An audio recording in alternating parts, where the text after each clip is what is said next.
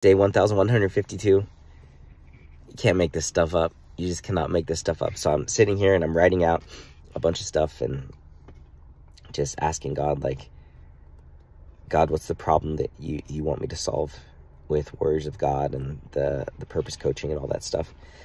And I'm literally writing out, like, Jesus said, I came not to bring peace but war. And then on the cross, he won the war. And the Great Commission, he told us to go out into the world and reinforce victory. And the disciples died and they passed the baton to us. And for us, it's our job to go out there and fulfill the Great Commission and reinforce the victory as Warriors of God. So I'm writing all this stuff out. And then I get a notification from this app that I use to study the Bible in Greek.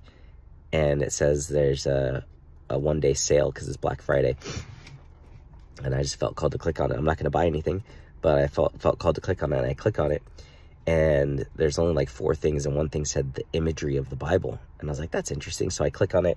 It doesn't show any previews, so I go to Amazon real quick. And it's got like all these good reviews, but there's only 3 pictures. So I click on one of the pictures and scroll over to the 2nd or 3rd picture.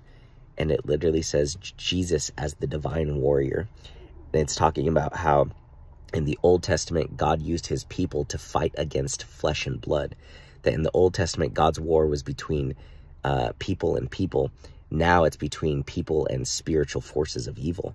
And Jesus won the war on the cross, but we are still fighting because when Jesus returns, he will reinforce that final victory.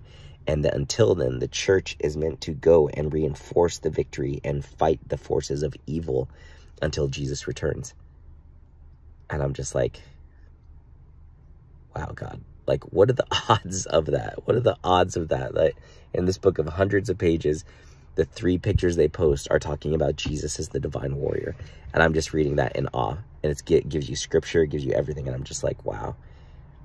And it talks about how in the time between Jesus died on the cross and was resurrected to the time where Jesus returns is the time that the church is meant to fight this battle and reinforce the victory against spiritual forces of evil. That's exactly what Warriors of God is. That's raising up an end-time army to fulfill the Great Commission. Like, what are the odds of that? You can't make that up. Like, that's just crazy. So I'm just sitting here in awe right now. Total awe.